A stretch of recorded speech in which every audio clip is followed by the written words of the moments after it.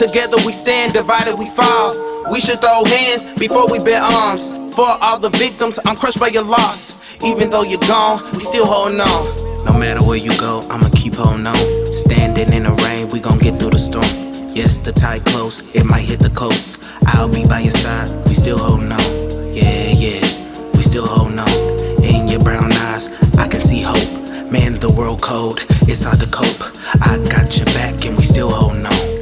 Take my hand, who gon' take my hand? And when I take a stand, they gon' kill me where I stand. I walk through the land, step through the fields of sand, following the footsteps, lead me to the promised land.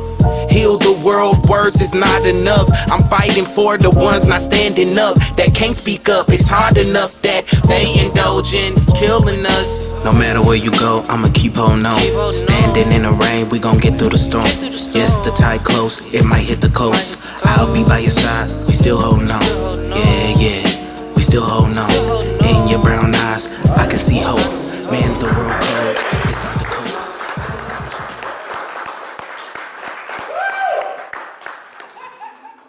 I didn't even pay you all to do that. Thank you for doing that. That was great. Applause line. So I'm Zack Ritter, and this is great to see everybody here. This is the third and kind of final one of this series, but hopefully we'll have more series. I am the Associate Dean of Students at, what did I do? Oh, we're having technical difficulties. Yeah, a microphone erectile. ED strikes when you least expect it. It's okay. All right. Looks good. Okay, so Something exciting. I'm Zack Ritter. I'm the Associate Dean of Students at Cal State Dominguez Hills.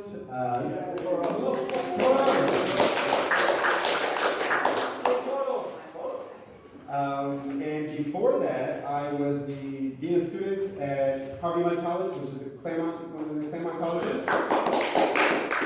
Very nice audience. It's more like this. This is great. And that's kind of where Matt Sedillo and I met at, what was it, NCORE? National Conference of Race and Ethnicity. And we've done a lot of different programs together. This will be my first program with Greg Palast, which is really exciting. So, and I want to do it like kind of formal, so I guess I'll like read off your bio and stuff. But before we get to that, human being, do you want to say a little something, Joel? I feel like you should. That's the button, and that's what helped put this on. Yeah. All right. So I'm Joel, and Human Being is my community organization. We help put this event on with Zack. It's kind of confusing. It's like a play on words for human being, but we do community organizing in Los Angeles. All of our events are in collaboration with local artists, where we encourage community to have more unity together and support the arts in the community, but also I forgot what I was going to say. Anyways, yeah, that's it. Human Being is great. I'll send you guys all emails if you sign up for the newsletter. Follow us, come to more stuff. We're doing more programming all year long. Thank you.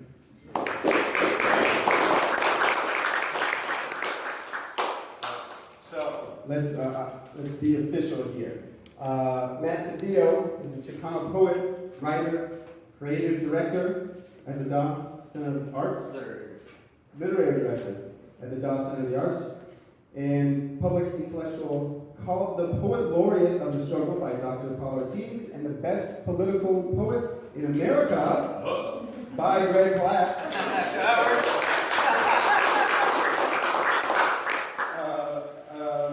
He has been featured in over 80 colleges and universities and various media outlets, including All Digital, LA Times, and C-SPAN.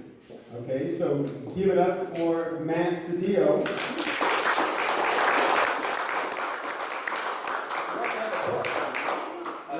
You have a book called what? For What I Might Do Tomorrow, find that online, and then the next book is coming out. My next book will be coming out this following month, called Mowing Leaves of Grass. And what was the first one?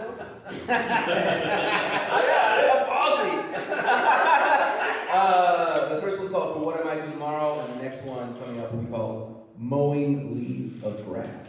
And do you want to say real quick why you called it that? Quite a bit. Figure it out. There it is. Okay.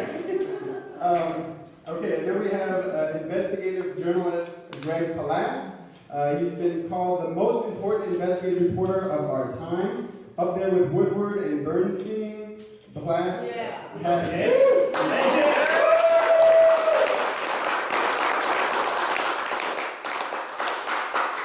He has broken front page stories for BBC, television, Newsnight, The Guardian, Nation Magazine, Rolling Stone. In September of 2016, before the elections, Palast released his movie, The Best Democracy Money Can Buy.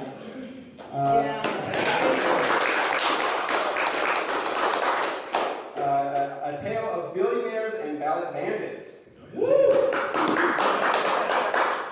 Based on his New York Times best-selling books predicting Donald Trump's election. And many more accolades. I was reading up on your bio, stuff with Karl Rove, and investigative journalism with Exxon Mobil, and amazing, amazing work. So we're really happy to have you both here today. This is fantastic, and to have all of you in the audience here, this is amazing. Thank you, thank you, thank you for coming. So the format is going to be funky and different.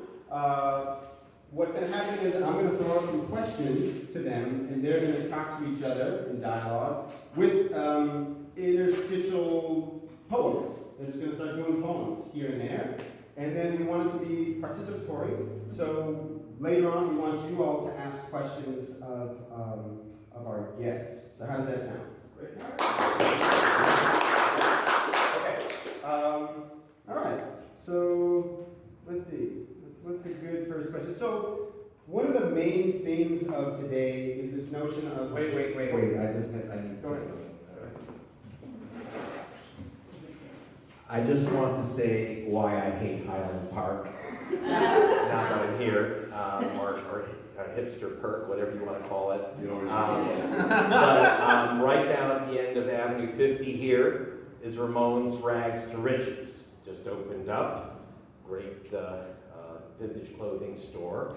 And the reason, so my new hatred, there's been a pile of them, is that Ramon, who just opened this store, which you gotta catch at York Boulevard, is a refugee from Honduras.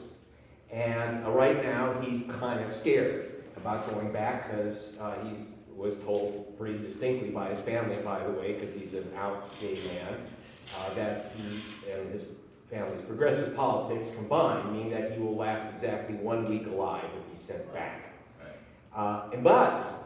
So he's come to the wonderful refuge in Highland Park, and he immediately started receiving death threats, and we're going to burn down your store. And this is under the cover of a anti-gentrification group, but that's clearly a cover because there was a nice white lady who owned another vintage clothing store in the same exact space who never got a death threat or we're going to burn you down. So I just thought, thank you, fucking Highland Park. And so what I'd like you to do is next time we gather at Ramon's, or even better at Johnny's, which is next door, which is helping support Ramon's, and they have a great backyard. So we're going to have some events there to show that we are with Ramon, and therefore we can purge Highland Park of these dumb pricks. Thank you.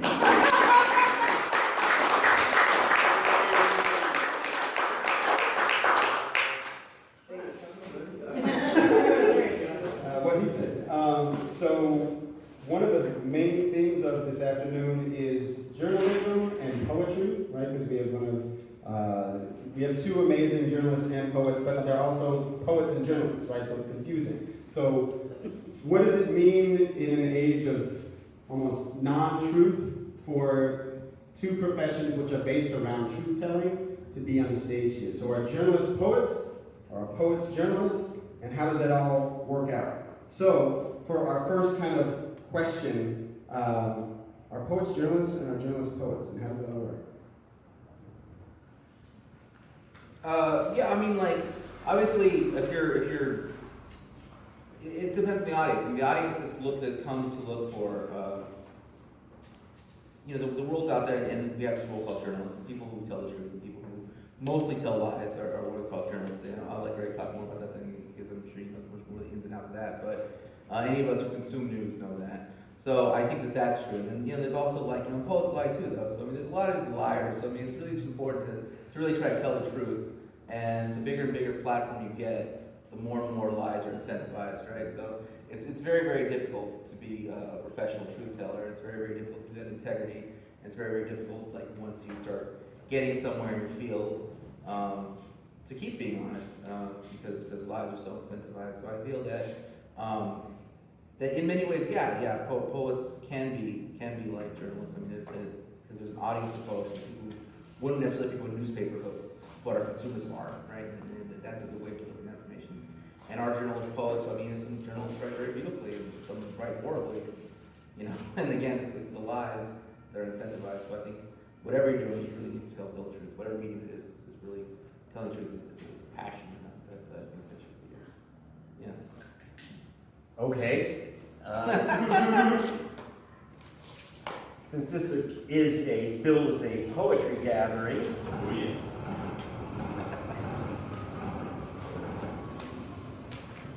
so let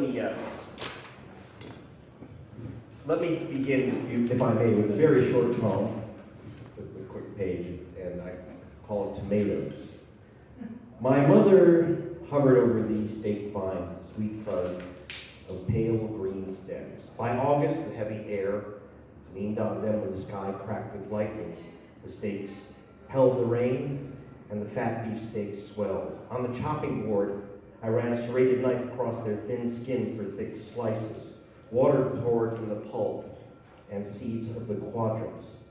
Whatever churned out there in the news of irradiated rice paddies, the burning white secrets of America, whatever hurricane was coming up from the unknown waters, whatever fate was brewing in the hungry lots across town, you soaked up salt and bread, nightshade of sun, the Navajo called you. All right, you fucking applauded that fucking piece of shit. Oh! I'm taking down your fucking names. Now I will say, this guy just won the Pulitzer Prize, so, and that's the type of shit that wins a Pulitzer Prize. Okay? He used the word news in there, just like they used the word news in the LA Times. But don't be fooled. Okay? Truth-telling, as Matt so politely put it, is not incentivized in America in either poetry or in news. Or in other words, to put it this way, tell the truth, you're fucked. Okay? Whether it's in this great poet, who's, by the way, my teacher, he said, I think you should write some poetry, Palast. I said, bad idea, but I'm doing it anyway. And so, what I want to tell you, I do have some poems I actually wrote with Matt's help, but that are the news. But it's all investigative. See, a real poet is an investigator. A real poet's a detective. Just like a real newsman, which you don't get much of. Okay? And Alex was mentioning the my work on the Exxon Valdez. That was before I was an investigative reporter. I was a detective. I was an investigator in charge of the fraud investigation at Exxon. And what I found is that the official story from your newspapers, from the petroleum broadcast system and the rest, was that a drunken skipper hit a reef. That's how the Exxon Valdez broke up. And I was in charge of the fraud investigation. That's a lie. That's a lie. The skipper was below decks, sleeping off a snout. He wasn't a drunk at the wheel. The problem was that Exxon had one of the very first GPSs that cost millions of dollars from Raytheon. And it cost billions of dollars to train people how to program and use it so they didn't fucking bother, and they turned off the radar. So when the third mate was going down that channel, he hit those rocks. Bly Reef. Why? And so what you got was a story of human failure. A drunk hits a reef, it's some guy. It's the poor Captain Hazelwood. I mean, I'm not sympathetic to him. That's not the point. Exxon was let off the fucking hook. Exxon was left off the hook. If it wasn't for Exxon turning off the radar, saying, screw you, it costs too much money. And this was a brand new ship. It wouldn't have hit the reef. Okay?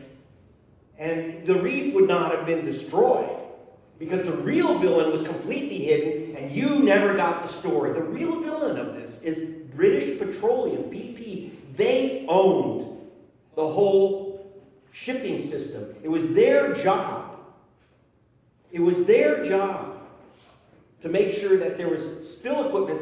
In fact, they had said in documents that they signed, that there was oil spill containment equipment. It's really easy to stop an oil spill from a ship. You just surround it with rubber and you suck. I can't forget that. And they're supposed to have all the rubber and all the sucking equipment right there at Bly Reef where the ship hit, but it wasn't. It was a lie. There were just a bunch of Alaskan natives watching the ship hit their reef and destroying their 3,000-year-old civilization. You never got that story. So I decided to become a reporter, so I'll tell the story. And I immediately found out that in America I couldn't. So I was exiled to Britain, to The Guardian, which immediately hired me. I sent them a fax. I got a call for you the next morning. Please fly to London, we need you. No one needed me in America in the news business. So that's the story that you don't get. And what I get from Matt's poetry is the stories we don't get. So we are in the same business of investigating, getting the facts out against the absolute wave of dark bullshit coming at us that is suffocating us. And we have to get through that suffocating web. And you can do it through my films, I can do it through my reporting when they allow me, and next year I will be not reporting for an American newspaper, but I'll be once again back in England to report on the American election. But this is what we're here for, what Ezra Pound said of poetry, that poetry is the news that stays news, not the tomatoes that go rotten.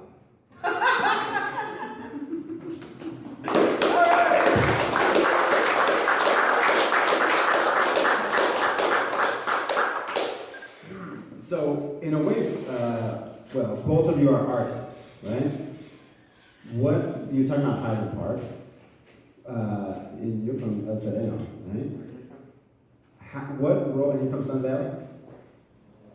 Yes, I'm from the ass end of Los Angeles, between the sewage plant and the garbage dump. No kidding, Sun Valley, Pacoima. And I got out, and that's the other part of the story. That's important. By the way, I'm going to give a shout out to my old schoolmate, Steve Paddock. Next week will be 2 years since he gunned down 56 people.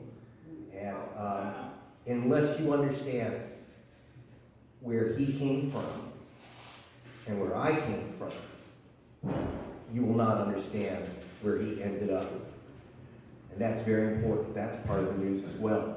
Every time I write, whether it's about Exxon in Alaska, or I'm in the Caspian Sea, or I'm in the Amazon, I'm still always in Sun Valley, next to the garbage dump. You know, in the, what is it, in country music, they say, don't get bigger than your raisin. You don't forget where you come from. Either did Steve, and his resentment went a different way. My resentment is going into the words. He's helping me with that. So it's kind of therapy. So, okay, there's my So Matt, do you want to talk about where location, where the artist comes from, influences their art? Sure. Yeah, no, I originally grew up in El Sereno and as well as Maywood. I kind of had the parents that joined custody. So like there was all kinds of, I come up from those neighborhoods, and I also like later on moved to the suburbs. So I mean, I have this kind of weird experience of being jarred around and kind of like seeing life from all kinds of different perspectives, being kind of bounced around the economy, seeing it different ways of different types of neighborhoods. But like a lot of it was just, but it's a lot.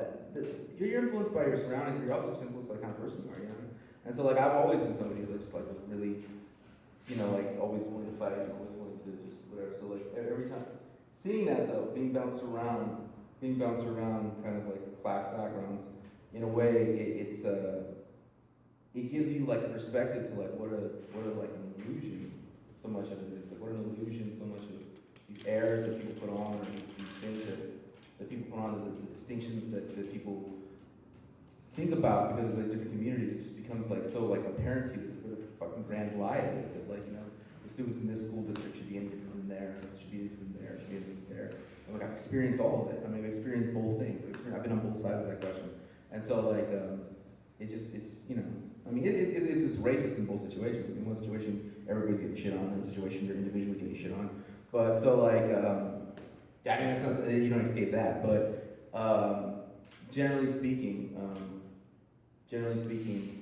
my life experience is very much greatly shaped that. But like that's just me. I mean, everybody, like nobody escapes it. Nobody escapes. You know, Greg talked about Sun Valley.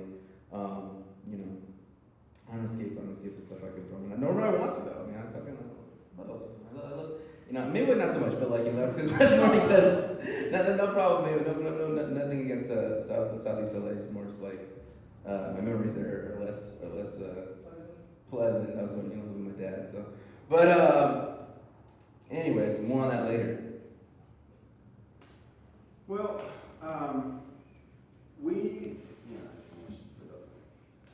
Matt and I talk a lot about politics, history, race, class, and gender.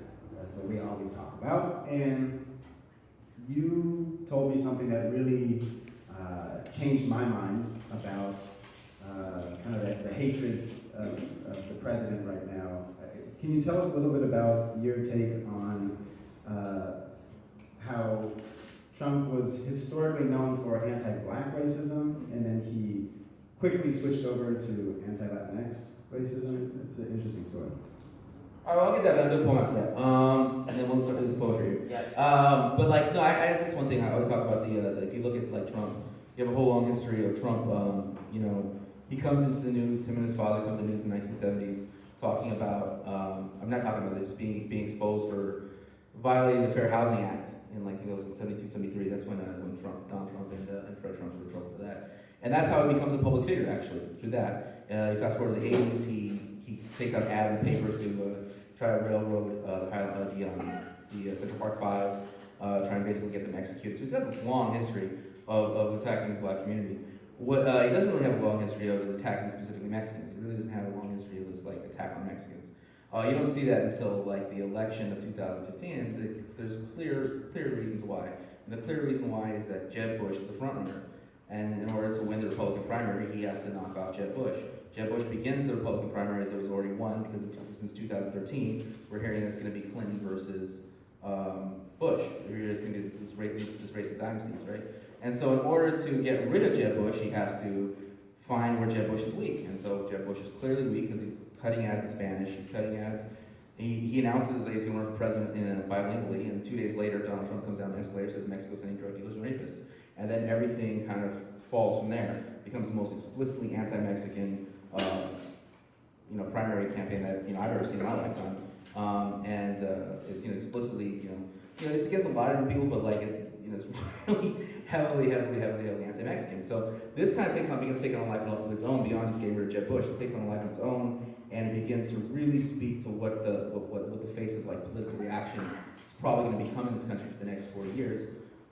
As the numbers keep changing, as we keep looking at what's called the Browning of America, the face of political reaction is like, don't worry about the toxic waste dump, don't worry about the fact that you can't afford a house, don't worry about the fact that you can barely feed the kids, worry about the Mexicans, worry about the taco trucks in the corner, not the fact that you can't afford to eat anything, like worry about that. And so that's probably going to be the face of political reaction with or without Trump.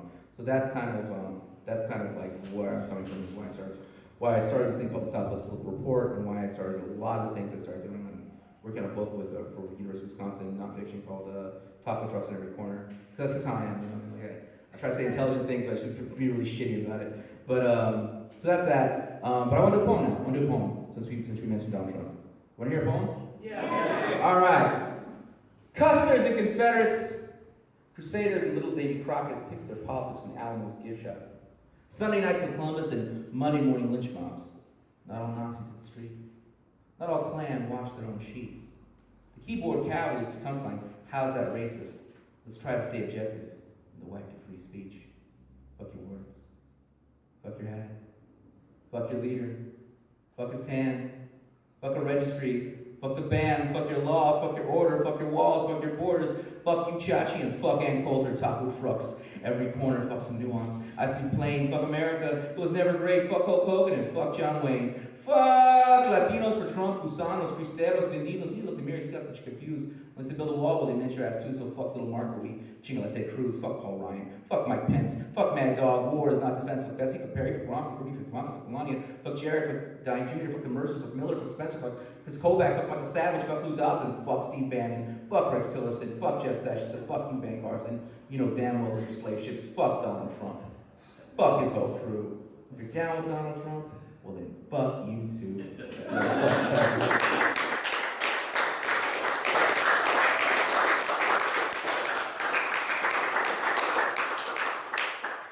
I want to say that I don't express any opinions about Donald Trump. I'm a journalist. It's just he expresses opinions about me. This, by the way, shirt you can get at Ramone's Rags to Riches by the great Winston Smith, Shepard Fairey's mentor. Yeah, I know. There's a lot of talk of impeachment. So I wrote a poem with I think, a more sensible approach called I Shot the Donald.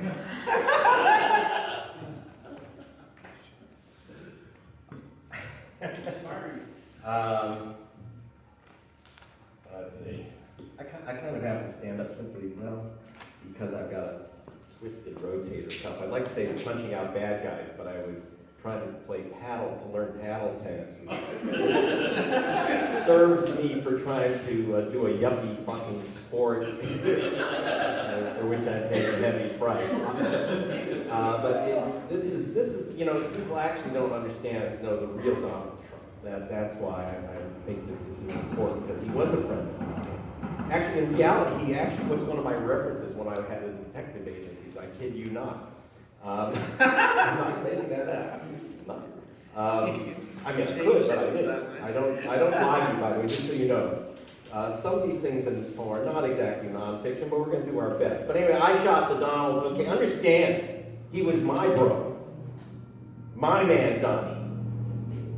He looked into my eyes, his final words in his flawless Spanish, todo lo que necesitas es amor, all you need is love, compañero. What you saw, that orange sack of gelatinous, bloviating bigot of a porcine prick, was not the Donnie I knew. He didn't have some Slovenian seaman socket earning a green card the hard way, his snake tongue fiddling the hopes of a million redneck jobs. No Tea Party terrorist transgressor, but a real man, who comforted the afflicted and afflicted the way too comfortable and gave away all his sick daddy's billions to live on a used Harley, who liked to say, shit dude, this acid's fucked up, you gotta try it. And he said there's not enough mushroom to enlighten America, let's try the truth. So who is this ridiculous replica, this monster with tiny hands and a mouth with Satan's cum on his tongue? Can anyone see it? I didn't shoot the Donald because that's not my Donnie Trump. That guy up there is an imposter. You don't see it, the oozing shithole between the puffy lips? I'm a stable genius? Didn't you get it when he said Kim Jong-un can have my baby? What started as a joke had taken him over. We've seen that happen before. The actor becomes the part of the show, and now the show's become the planet. So I had to take it into my own hands to take out the mimic, the fake, the armed and dangerous clown at this toxic circus. And now there's nothing left but an orange stain. It's funny. The real Donnie wanted to build a wall on the border, a wall of mirrors, so America could look into its own eyes and scream. But he feared the border would get dangerously crowded with refugees from Whole Foods counters, from life coaching classes, Americans on the border seeking asylum and want to break out of the asylum. So could I save my friend with a single bullet? From the succubus that ensorcelled him, Don nodded, and I pulled the trigger. The orange grease oozed down my arm in gears and wires, drip from the shattered mechanical skull. So it was not my Donnie who was president, it was only their clown robot. Go with God, mi presidente, mi comandante, and watch over us. We still have many machines to fight.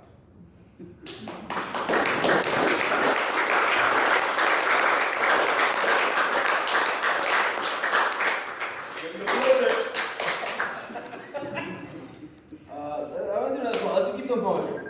Poetry. The poetry. So I want to say something about this next poem I do. So this next poem I do is my idea of segueing into some further conversation. But this is a poem I wrote. I originally intended when I first kind of started working on it to work on it with Greg, so that I would have this like what in poetry world in the slam scene we call a group piece, right? But and so I was gonna have a group piece with Greg Palast. This is my big like plan to get myself on Democracy Now. It didn't quite work out that way. And the more Greg tells me about it, the less it seems like it's going to. But Greg was lagging it because he had to write some article about some damn election somewhere or something. So, like not as important as my poem, but in my mind. But as it turned out, I just worked on it, but I got some lines, and I actually took the lines from some of the conversations we had. So, in a way, Greg was talking about me, getting into poetry, but in many ways, like, I've always kind of relied on some of the work of Greg and others in the research I do to write these poems. So, this poem is called The Rich. The rich, well, they're not like you and me. They see an opportunity and they grab it. Reach for the stars and they put them in their pocket. Company stays in the red, but they're backed by the government. Snort the public dimes and lines of pure profit. Research and development for rich, but they didn't breathe. Champagne wishes and caviar dreams, thoroughbred stallions, quarterly mansions on the sea, deep water horizon, blood diamonds, golden parachutes, silicon messiahs feasting on endangered species served on silver platters and palaces carved from the tips of icebergs, six-figure charters, vulture capital, million-dollar covers with life like an apple insured by suicide nets, lifestyles of the criminally negligent, but you haven't lived. So you've launched a car into space for no fucking reason. And that's what I call freedom. The rich, well, here's how it is. Dollars and cents, trademark and rent, facts and figures, lines on a ledger, derivatives and debt, building the future, increasing productivity, union busting back to the 100-hour work week, trimming the fat, boosting monopolies with real money, shortage than bets. And that, my friend, is how the rich stay rich will rest. Make poor decisions and it's pure ecstasy. Living in the lap of luxury, pushing pharmaceuticals to the market will bear your body to its altar at a life or death bargain. The gospel of wealth, because it is what it is, and that's all it's ever been. The less we spend, the more we keep. You see, the rich and the poor, well, they're just like you and me. 2 hands, 2 feet. The sky, the sea, and everything between. One heart that beats in the time to make the most of it, so you'll find no sympathy. Reaching to these deep pockets, all we asked was our fair share, and God damn it, that's all of it. So we got in the streets, scream peace and justice. We sit in satin sheets, dreaming free and guiltless over oceans and tariffs, liquidating pensions off the bid on porcelain boards at billion-dollar auctions. You don't need us. You know we're selling your secrets. You still send us DNA kits watching the puppets on television, debate freedom, free speech, fascism, democracy. We're reaching the earth, punch the ozone, and fuel the economy with space stations. Yes, space stations, hydrating the red planet. We're going to survive this lava pit. So you got pots and pans, we got deeds and plans, chopping down rainforests, colonizing the moon. We're the rich. Who the fuck are you? We'll privatize the water supply and the copyright the tears falling from your eyes. Burn it all down? What the fuck are you talking about? The ice caps are already melting. You want to start some shits? Eat the rich. We're already killing your kids. One carbon footprint, one gas house reach, one oil rig, one naval ship, one free trade agreement at a time. We get away with it too. Nothing we say or do is ever held against us. Haven't you been paying attention? We're rich.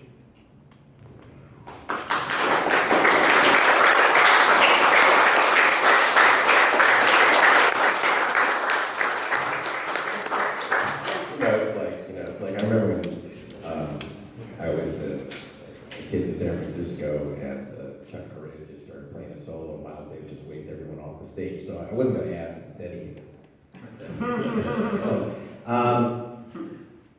It's very important to know this is a nonfiction poem. And that's what I've been working on with Matt. And there's a lot of research. He's not just spitting. It's not an improv. It's a lot of research, just like I do research for my work. And there are lines in there, and I'd like to talk about some of them. But for example, actually, I can stand up and get this easy. When he said, you know, they just want their fair share. That's all. It's actually, in 1995, I did my first documentary, which was the first documentary ever on the Kochs, the richest guys you've never heard of, and no one paid attention. So, and now, you know, now there's Benoit and David's dead, whatever. But I went through FBI and other documents that I had, and they were facing criminal charges, the Kochs, especially Charles, for stealing oil from the native reservation. You know, they would go, Charles would order trucks, personally, he stood up on a loading dock. He's a billionaire, right? He's telling these truckers, go into the native reservations where they had a contract to take oil from stripper wells, you know, those pump jacks go up and down, and pull the oil out, because they don't have pipes, it's not enough oil. So what they did was, he told truckers, go and, you know, when you get 90 barrels of oil, write down 80. When you get 70, write down 60. And the royalties lost by the U.S. government, by the natives at the Osage Indian Reservation who were living in mobile homes. They lose 10, 20 bucks a month. That went to Charles. Now, his senior vice president was wearing a wire talking to him. And they're in a pickup truck, they're going through the fields. He said, why? You know, why do you want 10 bucks from that Indian family in that trailer? And Koch said, because I want my fair share. And that's all of it. That's when I learned that the rich are not like you and me. Okay, that's the key. But he picked up that line and he was actually spending time talking. Explain some of the research you did to create that poem. Yeah, I had to watch. I watched like 3 hours of Jeff Bezos talking, and all I got out of it was feasting on endangered species in Winter Palace's Cards and Tips of Icebergs, which is like he was talking about how he went to an ice hotel. So this hotel was completely made of ice, right? And that was something he did. And then I was doing more research and I saw him eating an iguana. So it was like feasting on endangered species served on silver platters in Winter Palace's Cards and Tips of Icebergs. And so it took me all that time to do that. 3 hours just for that. And then like, you know, it was worth it because I'll have it for the rest of my life, right? So like, that'll be part of something I've done. So, and it's one of my better pieces, so it's worth it. But it was 3 hours just for that. I spent a lot of time watching Elon Musk, and I got nothing from it other than what I already had, which is that he launched a car into space, so that was kind of a fruitless effort. So that time was not well spent. Listening to Elon Musk philosophize about, God, all kinds of things. About why he's selling flamethrowers, and he thinks that's important. I had to listen to Joe Rogan. I had to listen to Joe Rogan to get this poem out of me for you people. So I had to listen to Joe Rogan and Elon Musk go back and forth about marijuana. Anyways, so that all I got from that was that. But I read, I watched a bunch of videos of Robin Leach with Lifestyles of the Rich and Famous, as well as Piers Morgan. I did some reading. I read transcripts from the Gospel of Wealth by Andrew Carnegie. I went through all kinds of things. We read some stuff. The Greg talking about that, I also kind of recalled some of the conversations. I'm friends with this guy who's one of the heirs to the Koch family fortune. The reason I'm friends with him is not because I'm any kind of jet setter. It was because near Atlanta, he opened up a gym that cops weren't allowed to, so that made like national story, they had national headlines. So I know that guy's been movement, and so I talked to him for a couple hours, and all I got out of that was six-figure charters. Like sometimes my family took a six-figure charter. So I had to listen to his childhood stories about like paintings. And, some of it's really fascinating stuff, but like it didn't make it into a poem. So I interviewed people for this poem. That's a little new for me, but yeah, eventually I got the poem I wanted out of it. And the way it works for me though is I do my research and I have a 3-act structure. right? So the first act of The Rich is that it's like Lifestyles of Rich and Famous, our Robin Leach segment, right? So this is why it's like glorious and it's fun to be rich. The rich, they're not like you and me. They see an opportunity, they grab it, and start talking about six-figure charters, plucking life like an apple, launching cars into space, right? That's Act 1. Act 2 is how do you actually accrue wealth? How does capitalism work? How does the economy actually operate, right? So that's when that part's like dollars and cents, trademark and land, facts and figures, lines on ledger, derivatives and debt. So all these lines about like how is capital accumulated, right?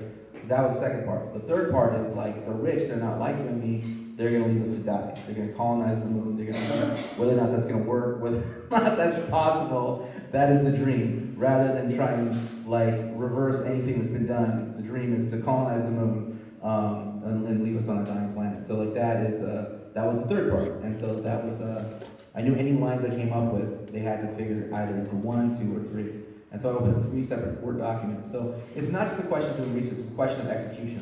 And that's based upon this thing called the 3-act poem, which I've actually been invited to many schools to go speak on, including UCLA. Which is why you don't do this at home unless you're professional. That's a lot of work to make what seems easy, okay? It's like how Picasso painted. It looks childish in some, childlike in many paintings, but too much of an adult world is in there. So anyway, it's very important. I really wanted to make sure that he explained how he works. But go ahead, you have some more questions. So all these beautiful people have taken time out of their Sunday to come here, and before we open it up to questions that you all might have, I would imagine that some people are thinking, hey, what can I do to combat some of the stuff that you all have dedicated your life to, which is exposing truth, trying to call out the rich and famous, and trying to make the world a little bit more equitable. What do you think folks in this audience could do to make a more equitable society, Los Angeles, Highland Park, whatever it may be? Trick question.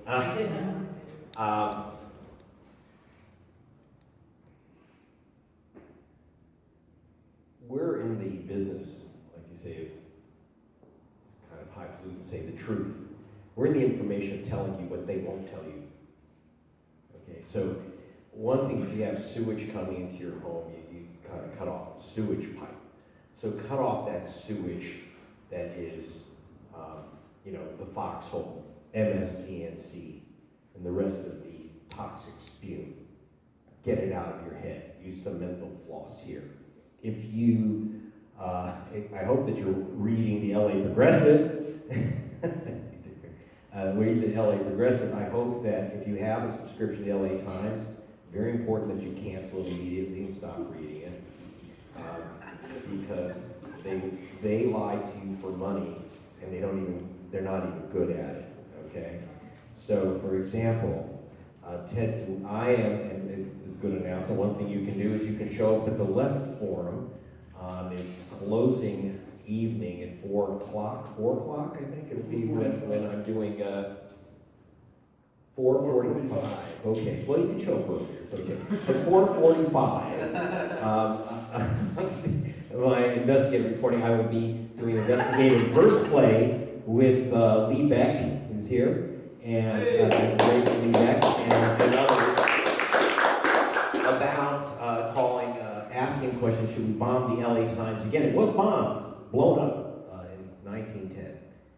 And so we're going to go over what happened in 1910, and then we're going to take you up to 2019. They've just, because they fired, if some of you had the misfortune who would read the LA Times, they had the cartoonist Ted Rall and a columnist, and they fired him. Because, believe it or not, he was lampooning the police for beating up Black and Hispanic kids. And so the police had a file on him, and they said he fabricated a story. And they had a tape that they kept for 10 years of him being arrested for jaywalking. And he wrote just a cute piece saying, I was jaywalking and I got handcuffed. That's how the LA cops are just so out of control. And they said he fabricated the whole story about me. being handcuffed. And they said, here's the tape that proves it. They said, and they fired him, and they wrote an editorial saying, this guy fabricated this story, just definitely trying to destroy his career completely. Not just fire him, but make sure that he would never work anywhere. To accuse a journalist of faking anything, even about a jaywalking arrest, that's the end of your career, about the handcuffing. And then he gave me the tape, and I said, get an audio expert on this right away. The audio expert returned with the transcript of the tape and said, oh, some moron tried to muffle this thing, does it as an amateur. But the tape says, has a whole crowd screaming, take off the handcuffs! Why are you handcuffing this guy? And when I went back to the Times and to the editor, Nick Goldberg, and I said, what if the real tape proves that Ted was right? Will you give him back the job? And he said, I don't know. In fact, they ran another editorial saying, we definitely are not going to ever give this man back his job. He lied. That's the LA Times. When a journalist tries to tell the truth, his career gets gunned down.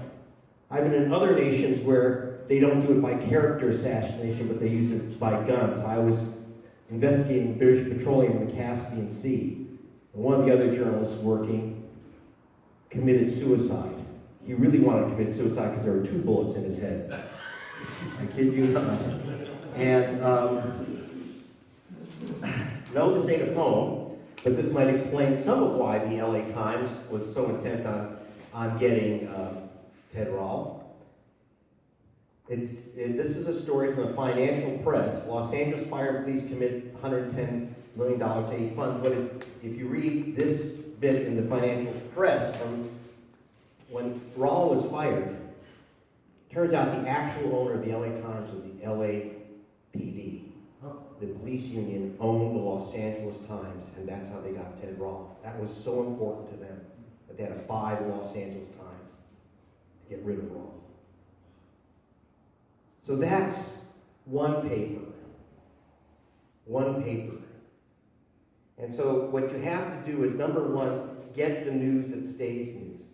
Read Matt's stuff, spread it around. Read my stuff, spread it around, because we have to do this Samizdat stuff.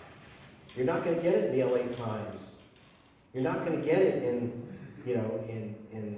the Washington Izvestia or the New York Pravda. Okay, so we're going to have to get the word out ourselves. Go to gregpalast.com, and I got a sign sheet where you can sign up and get our stuff. In fact, there's going to be a special poetry sign up too with that, so you can get the poems that we're going to be putting out. Absolutely. Okay. So my answer to that question would be, definitely support Greg and the things he's doing, support independent journalists, support people telling the truth in general, but also you tell the truth. Like, you go out there, you go, learn to write a poem, learn to, write, an article that's kind of catchy with some, with a header, a good topic, and start a blog. You go out there and tell the truth. Go out there. So that's the theme of what we're talking about. I can tell you throw a Richter window. Not on camera, so I'm just but the theme of today is journalism and telling the truth and poetry. Write poems to tell the truth. Write journal entries to tell the truth. Write blogs to tell the truth. Go out and do it. Support the LA Progressive, support different things that are here and locally, support national news outlets that tell the truth. There's not very many of those. I guess democracy now, but support things like that. Support people that are telling the truth and getting the word out there, and do it yourself. Don't just wait for the people on stage with microphones to do it. You go out and do it. And just to help you on this path, I have brought copies of both my book and the film The Best Democracy Money Can Buy, which you can purchase through actually make a donation to our foundation. So there you go. So now you have. All right, since we're doing that. All right, okay. So I make a living going to universities and speaking at college campuses. So if anyone here books colleges and stuff like that, bring me to your campus and bring this to your campus. Actually, this is a new thing we're doing, stuff like that. But also, tell the truth and fight for the crime. By the way, this will be edited. This is the great Nicole Powers who works with me, and she'll be editing this into a nice little thing that you can download and pass around. So if you think this is what you're hearing is worthwhile, you'll be able to spread it around when you go to gregpalast.com.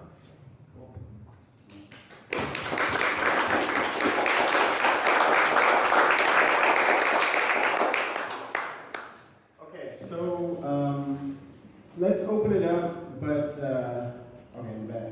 So before we do that, I'd be remiss to not ask Greg this. So, because I know you do a lot of stuff about voter registration and voter, like, cooking the books, and election fraud.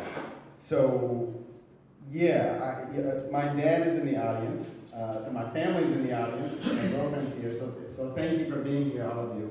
And I think one of the reasons I became interested in justice issues, and this is called Talking Justice, right?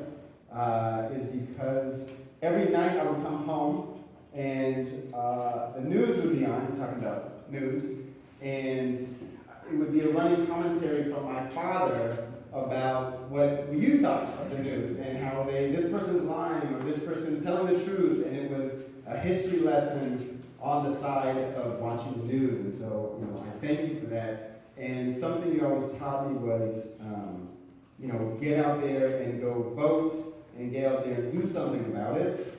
And it's frustrating to think and understand that sometimes we try to vote in certain states and we try to register to vote and it doesn't work. Do you want to talk about, you did a lot of stuff with, some interviews with Karl Rove and talking about the elections in the last 20 years. I don't know, you want to talk about that?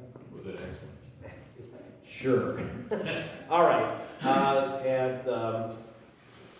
In June, I'll have a book out called How Donald Trump Stole 2020. So I figured I'd write the book about the theft of the election ahead of time this time, and maybe we could.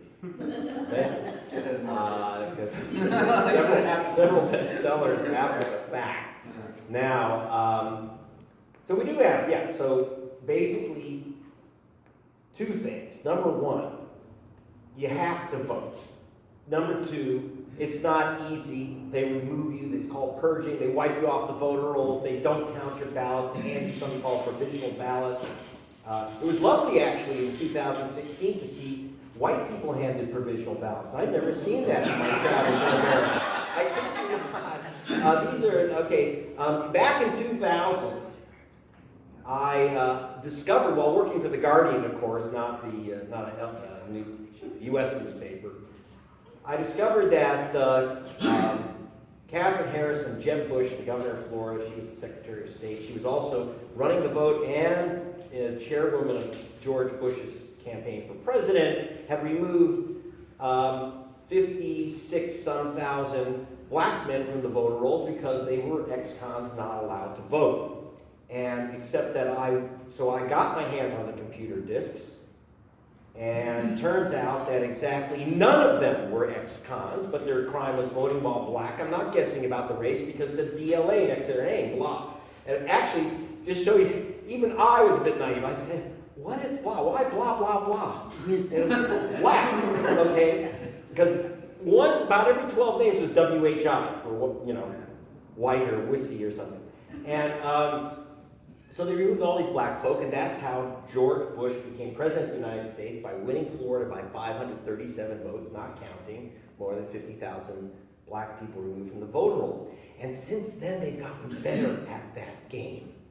Okay? But after that vote, by the way, the Congressional Black Caucus said, we need some type of ballot in case you show up and your name is wrongly removed so you can vote. So they created Karl Rove created who follows me. He's my first sign-up on Twitter, by the way. Number one. So he follows me. I feel like sometimes when I do my reports, I'm just giving him ideas, right? and so he came up with this idea, okay, we'll give you this provisional ballot. So the Black Congressional Caucus got the right in the Help America Vote Act. You can imagine Rove and Bush and the gang decided to help you vote, right? The Help America Vote Act was to allow you to vote on a provisional ballot, but they never got the right to have it counted. So they get thrown out. In the last election, this is official from the Elections Assistance Commission, that 2 million provisional ballots were thrown in the garbage. Never counted. 2 million ballots, which is, by the way, the fact they report that is one of the reasons why Donald Trump has completely defunded the agency. So you don't know about the theft. They just turned off the burglar alarms. Okay? Now, so you have those provisional ballots, but who gets provisional ballots? The chance of getting a provisional ballot is 900% higher if you're black than if you're white. Okay? And the worst group that gets shafted, by the way, are American natives. So, this is the type of game that is being played. But that's like you say, well, that's ancient history. You know, Americans have amnesia. That's like 18, 19 years ago. Why are we talking about that? Because in 2016, you had 750,000 provisional ballots cast in a single state, California, during the primary between Sanders and Clinton. Almost all those were what are called NPP or independent voters who thought they could cast Democratic ballots. By the way, that's an urban myth. Don't. You better register as a Democrat if you want to vote in that primary. And there's a way to do it, but it's really difficult. So a lot of people were handed provisional ballots. 3/4 of those people were Sanders voters, Sanders votes. They were disqualified, giving the 750,000 ballots never counted in California in the primary. I've never seen that in Alabama. Okay? And that's how Sanders lost the primary. And the Washington Post said, Greg Palast, oh, even better, respected investigative journalist Greg Palast, which I will quote forever, has lent his name to the conspiracy theory that Bernie Sanders won the California primary. So I called up this young cub reporter who, when he was in school, I mean, they don't let me print here in the U.S., but all the journalism schools are forced their kids to read my stuff. And so he was kind of scared when I got a voice, Mr. Palast, I'm sorry. And I said, well, you didn't call me, kid. That's number one. Journalism rule number one. Here's my phone number. But I said, since when is arithmetic a conspiracy theory? Okay?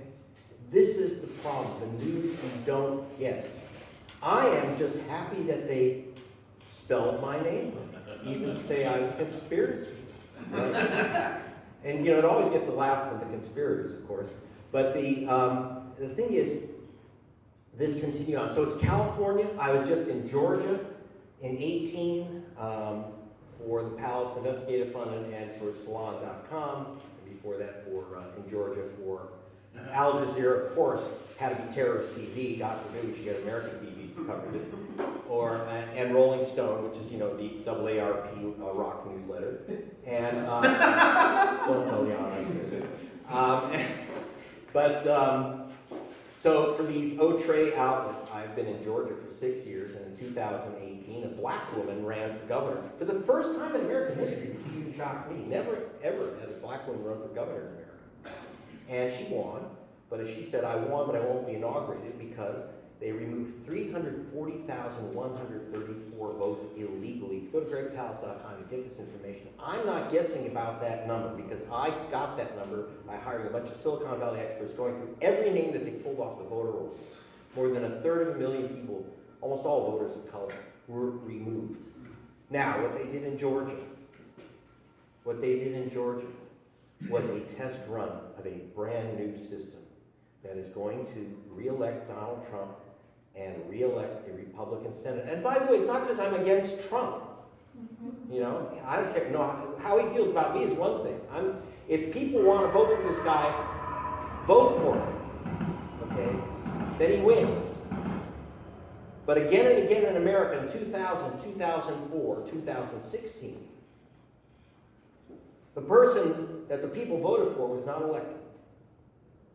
That shit's got to stop. And we stop it here. We stop it with our information.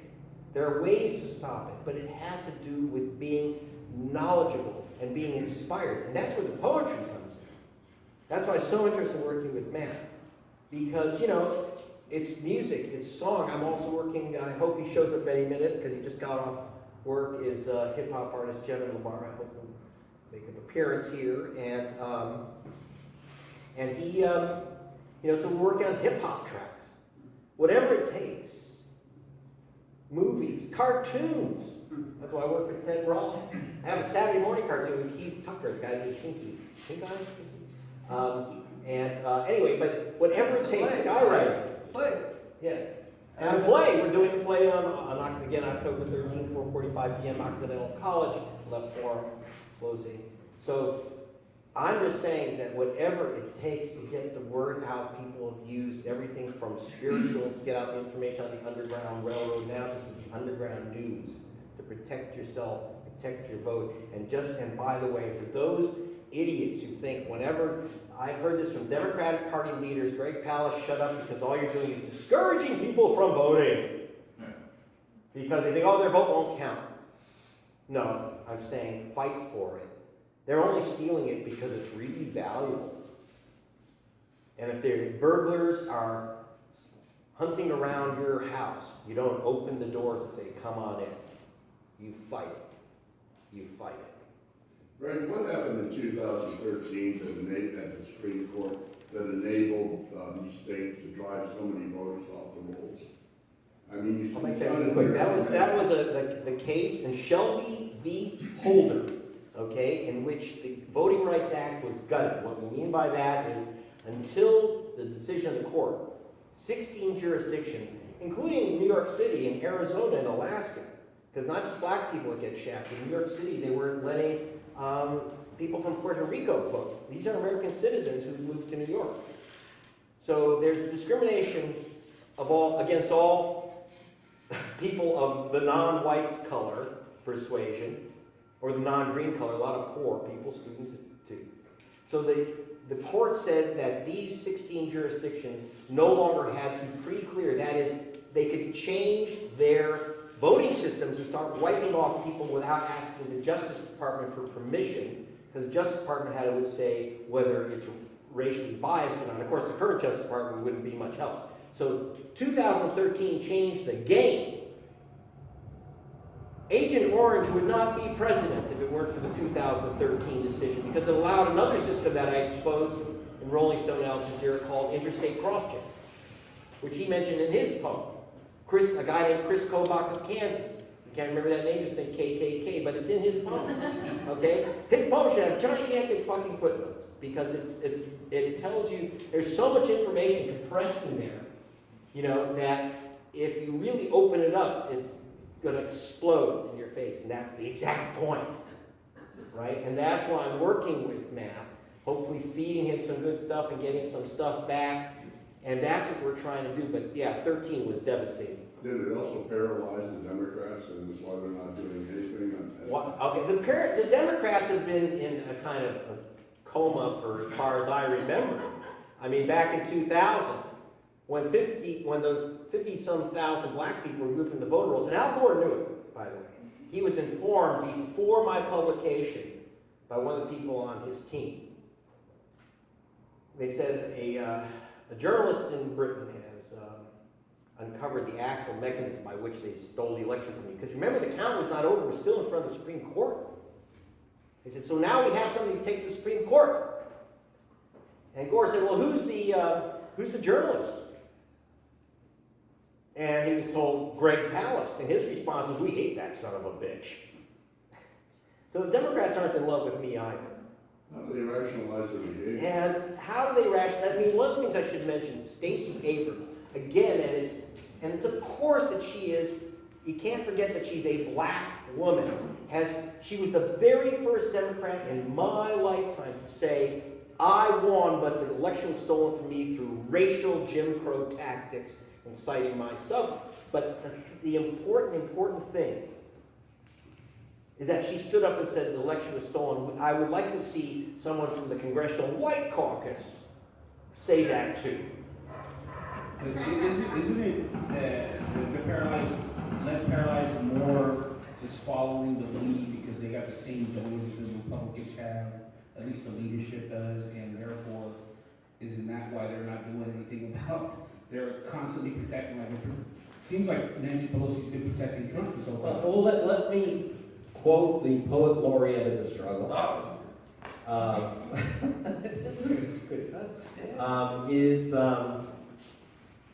The rich are different than you and me. Haven't you been paying attention? And you know, when you see Nancy Pelosi and her pearls, she's telling you, the pearls are talking, okay? When you see from Nob Hill in San Francisco, she's reminding you that while we don't like Donald Trump, and there's things about him which are kind of icky and déclassé, that other rich people don't like either, okay? But that we don't want to kick over the system. We just want to change the tone of, we didn't like going from Obama to orange. And so you're not going to, the Democratic Party is not going to be the voice of the revolution, and there's nothing short of a revolution here which is required. And I don't mean a violent revolution, I mean a revolution where we just stand up and say, this is it, and we do take over the vote, and we can do that. And it's, one of the things I've been trying to say is that it is all connected, and that's one thing that Matt and I, another poem we're going to work on together for Two Voices that I started. We said, don't read that, it's 20 minutes. But it's called The Cheese Smelled Funny, So We Threw It in the Jungle. But it's all about making these connections, because it's important to understand when we talk about voting, we're talking about the Koch brothers stealing the oil from the Indians. We're talking about, in this case, I was doing the investigation of Deepwater Horizon explosion and what happened. So it's all about making connections. And it kind of came from an idea I had. Well, not an idea I had, it was voiced on me. I wrote a story for The Guardian. It was called The Best Democracy Money Can Buy. And it was about not only the theft of the election in Florida, it was the week after the election, but I related it mainly to the money. And one of the things I pointed out is that George Bush Sr. was hired by a gold mining company named Barrick Gold Mining.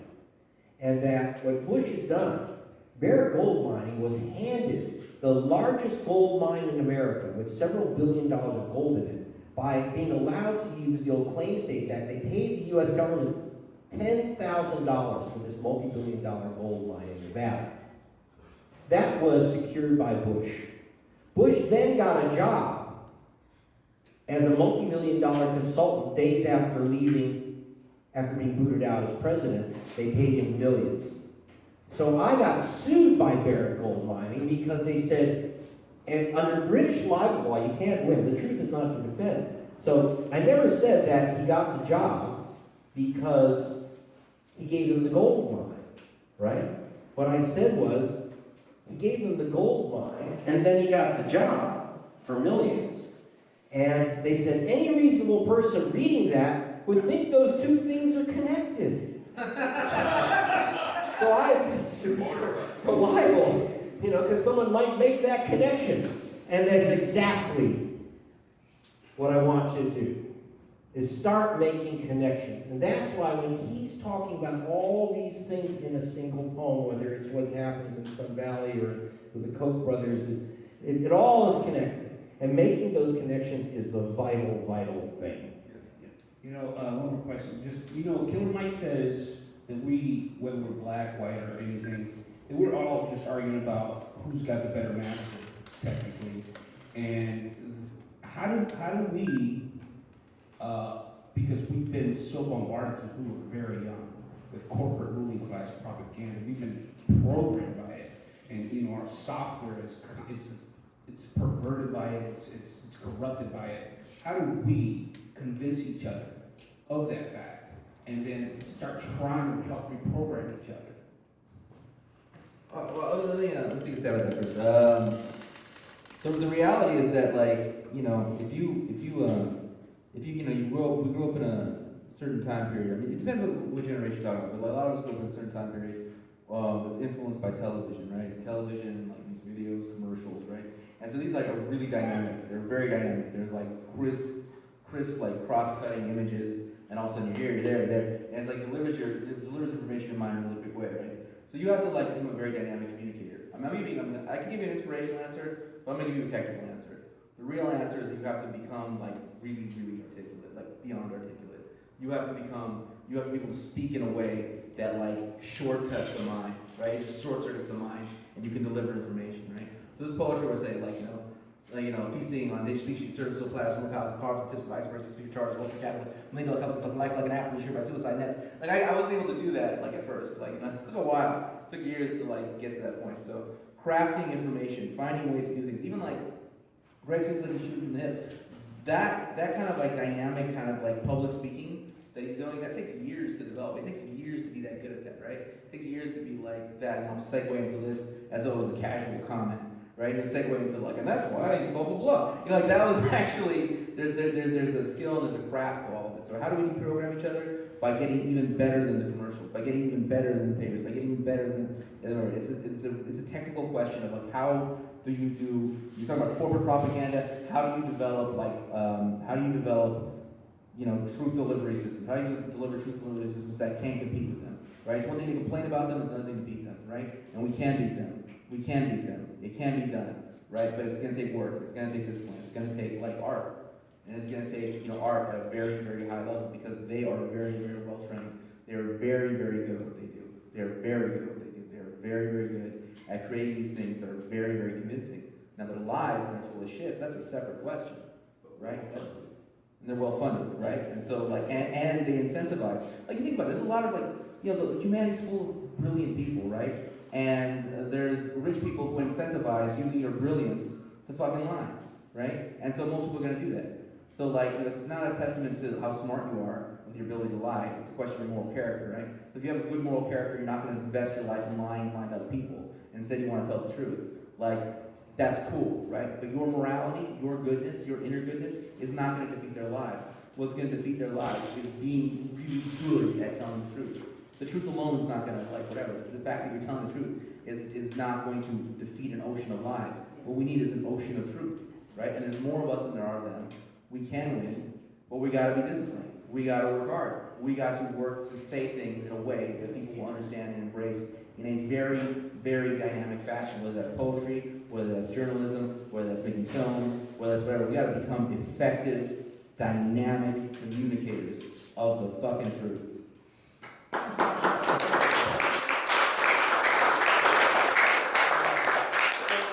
So I want to have folks ask questions. I also want to be cognizant of time because some of our Jewish brothers and sisters have to go to Rosh Hashanah, services and stuff today. So why don't we do creative something like, how many, you want to ask a question, raise your hand right now. Okay, any other questions? Because maybe we'll take 3 questions or whatever, and then they can answer them like that. Okay, so you want to go first? You want the mic or you want to? Hand the mic so we have them. Yeah, come up here because it's a little bit short. My good buddies got this. Hi. Thank you both. Quick question. So that technicality, I'm an architect, so I understand how precise you have to be with your words and also what you're doing every day. Do you find that like the current institutions are actually leaning towards that highly technical, highly so you know journalism, poetry, the arts? Do you find that people are actually engaging in that highly technical way of describing themselves and describing their art? And yeah. Okay, so that's question number 1. That's question number 1. You want to do a question? No, I didn't hear a word. Oh, you didn't hear a word? Okay. We'll reiterate. Zach. Yes. I'm going to argue the dynamic speaking part. But anyway, have you looked into this new system that they're trying to put in LA County? Because I've looked into it. I'm still trying to figure out who's on the board that put it together. I'm nervous, even though I've studied it and looked at all the data. The voting system. Yeah. $300 million for a non-verifiable system. All you get is a barcode saying you voted. No way to go back. Sounds like purposeful, Yeah, it's not before it happened, rather than talk about it happening. Sorry. Hey, Greg. I was wondering if you have any comments on Paul Singer's Alien Management's buying over $1 billion worth of AT&T stock. And going forward, what are the implications there in telecom? Okay. Any other questions? Oh, one more? Okay. I just want to know how many people have cut their cable. That's a good question. Okay, here we go. So I'm going to leave most questions, Greg, but I just want to ask a little about the technical expertise. I don't think people are. I don't think people are. I think that in my field, people just kind of bullshit their way through like 40-year careers in terms of poetry. Tomatoes. The poem that Greg read, I mean, that's the standard. Everyone just does this thing where they like say these non-related things like, you know, like the day was crisp, the air was light, John had been dead for 4 years. And that's that's kind of most of what's going on in the poetry world right now. The wind's money and wars. You just say a bunch of things that have nothing to do with the lyric. You know what? There's no foreshadowing. It's just this jarring line that's very emotional. So no, I don't think so. I write in a 3-act structure. I mean, I'm really pioneering this idea of a 3-act poem, and it's really I'm not pioneering, you know, other people do it, but I'm taking it very, very seriously and actually have a format that you can use so that you can do it yourself. That I'm pioneering. I'm pioneering to show you how to do it. The how-to. And it's a very, very quick thing. It has applications way beyond poetry. I've actually been invited to Oxford to talk about it, so you know, I'm going all over the world doing it. So in terms of that technical kind of skill, but not just Oxford. I mean, I just did this at some high schools in Albuquerque. I'm doing it everywhere, you know, and it doesn't change anywhere I go. It's the same thing everywhere, and it has implications way beyond poetry. I mean, it's used for journalism. You can use this for just organizing your thoughts when you're about to go tell somebody something, so you don't end up rambling, going backwards and backslide. You just do. So like I think it's advanced confidence learning. So that's my little commercial for me. Go to mattsedillo.com, mattsedillo.com. Go to Greg Palast, but also go to mattsedillo.com. Yeah, I go to mattsedillo.com. Number one, Los Angeles, how they're changing the system in California. First of all, think about this. They're moving a lot of the voting now into the DMV, okay? Which means they don't want you to vote. The DMV can't issue a driver's license. They ain't gonna protect your democracy, okay? They literally, it's like you know, it's like they're throwing your ballot into a swamp, and they're saying, now you figure out how to get it and use it to market. That's what they're doing, deliberately. This is how it goes. So fucking what? They're gonna make it harder and harder and harder to vote. And that's what they want. So you're just gonna work harder at it. Yeah, it's a terrible system. I mean, they're spending $1 gazillion on a complete nutso system. It's just not, the main thing is not that it's insecure. The main thing is that it's completely dysfunctional and unusable. People aren't gonna vote. So one thing I'm talking about right now with the guy who does like Coca-Cola commercials and McDonald's commercials about making this video the way that corporate America does that says, here's how you vote in Los Angeles. Now, I just came back from Switzerland where I got married to the lovely Letty Badpenny. And they require people to vote, and they vote, and it's very, very, very easy to vote. And they cannot understand this whole business of making it like a trick and a difficulty to vote and to be registered. Why do we even get fucking registered? What's that about? What do you mean? We're not sex offenders, we're voters. Okay, if you're a citizen, you vote. And that's what you do in other countries. Voting. You know, it's simple. Okay, and they don't want to make it simple. So you're right. Be afraid, but don't give up. Get ready to learn the system. We're going to try to get this video made, and like how you vote. Why do I have to make a goddamn video to tell people how to vote? It should be pretty damn obvious. The other thing is, please check your registration 60 days before the election. I looked up mine, and it said no such voter. So re-register online. Never register on a piece of paper, by the way. Never. They don't. 45% of those paper registrations get thrown away. Don't register, especially according to my old friend Deborah Bowen, who was Secretary of State. People with unusual names, she said, like Mohammed and Garcia, should have an accent. Okay, so yeah, so that's murderous. So that was one question. And what was there was another? Paul Singer. Paul Singer. Who is always looking out for me. He must have guys. Someone here is probably working for Paul. Good. Take their money. Paul Singer is known as the Vulture, mainly because I called him the Vulture. But he's the #1 vulture capitalist in this planet. He's worth, well, he controls about $31 billion, and he's worth about half of that is his. If you go and you read Vulture's Picnic, my book, or if you see my film Vultures and Vote Rustlers, or you just, actually the Best Democracy Money Can Buy has, the version I brought has a lot of Paul Singer in it, the Vulture. First, let me make a connection. Okay, Shelby versus Holder brought up the 2013 Supreme Court case. It's expensive. It costs millions to bring a case to the Supreme Court. Shelby fucking County, they don't even wear shoes there in Alabama. Where'd they get the money? The answer is Paul Singer. Paul Singer put up the money and ran the campaign to get that case to the Supreme Court, which gutted the Voting Rights Act. Now, is he a racist? Yeah. He doesn't like anything that doesn't give him green.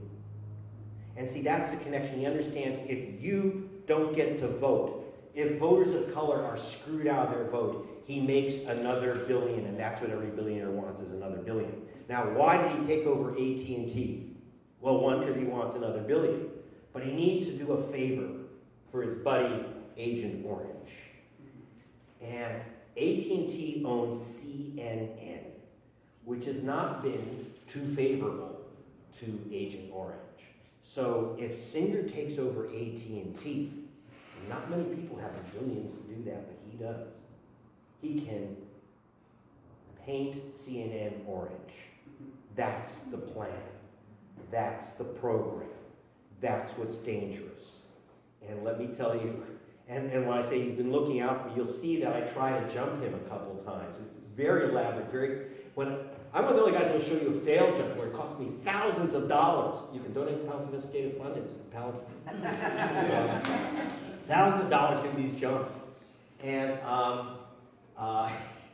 he saw me, and he ran it. I wasn't wearing his hat. He saw me, and he like ran into a men's room, and then his big beefy bodyguards kind of blocked away. But the reason was I didn't realize that morning there was a story on the front page of the Korean papers about his attempt to take over Samsung in Korea.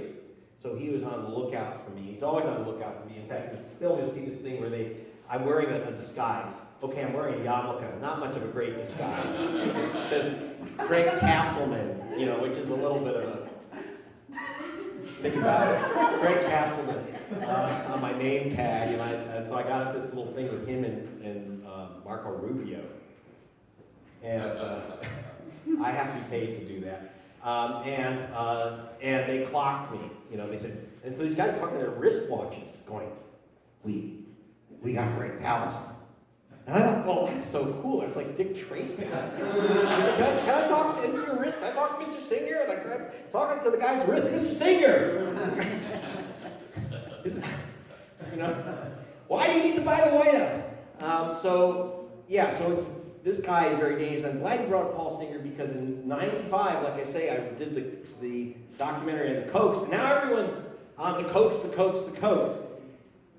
But there are it's the billionaires you don't see that are the frightening ones that'll bite you. And like Paul Singer, the vulture. John Paulson, foreclosure king, who's Stephen Mnuchin's partner. These are the people. And so in my film, you will see, and in my book, Billionaires and Ballot Bands, I put something together which I can never do with the U.S. press, which is to say, here's the billionaires. Here's how they fix elections. They put up the money for these court cases and legislative changes and the rest. And then here's what they want in return. Because they're not Republicans. In fact, Paul Singer was never, he hated Trump. The two of them hate each other personally. Doesn't matter. He's going to buy fucking CNN for Trump. Because it's the money. It's the money. And so I make that, again, that illegal word, connections between the billionaires, the vote theft, and what they want. And control of the media.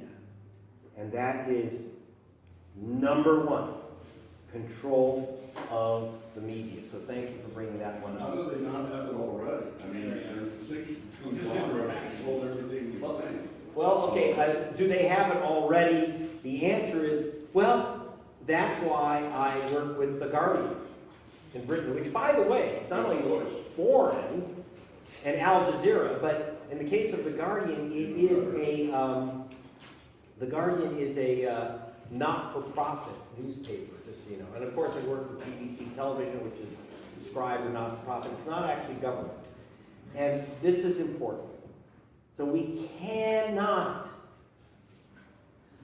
rely on the bought media, even when they appear to be on our side.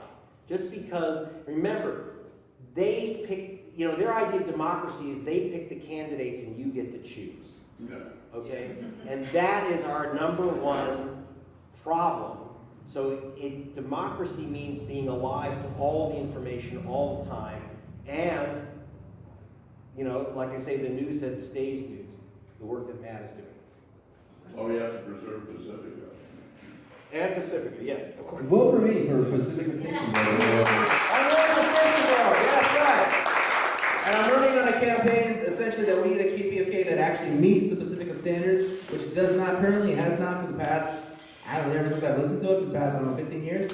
And we also need, and then we need something even better than what the Pacific standards. We need something that like is suitable for our times. If we had something that would really speak the truth to us here living in the belly of the beast, Pacifica would grow, KPFK would grow. Everyone talking about like we need things that are that where the listeners will donate this and that, the other. That's a bunch of cowardice and publicity. That's not the truth. If we actually had a KPFK that would really, really speak the truth, that would really, really be honest, that would really, really talk about all the connections that Greg has been laying out here, then we would it would be flush with money. People would support it. People would devote it. So that's the truth. Poem.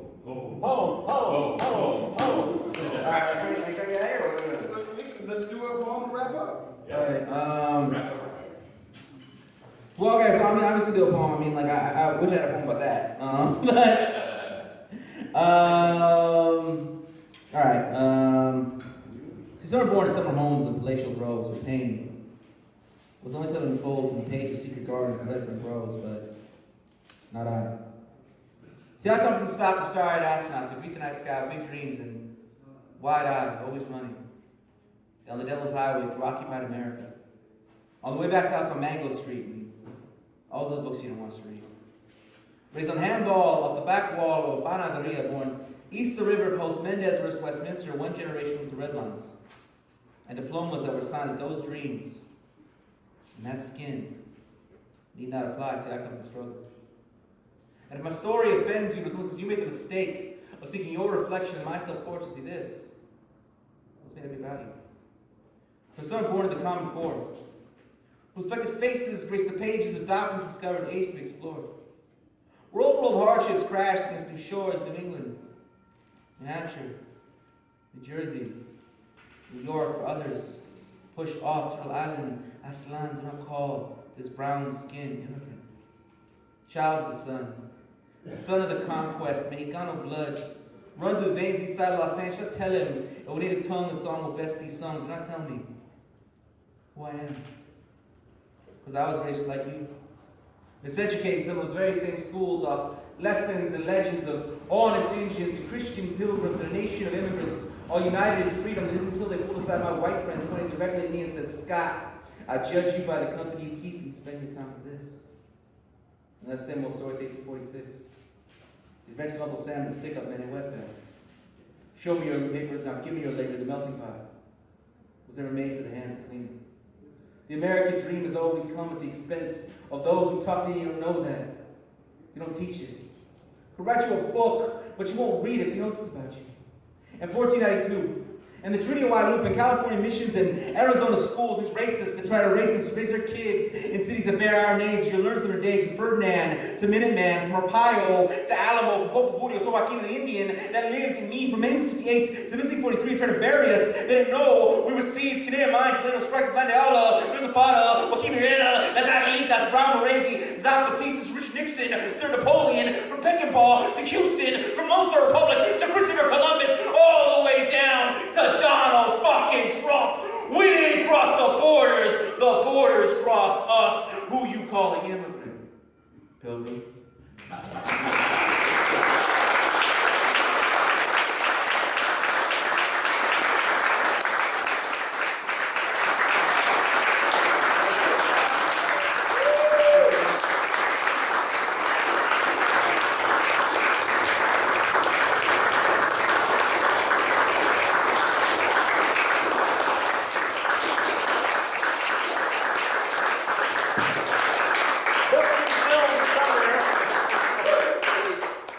you all. books. Oh, sorry. Go. Thank you all for coming.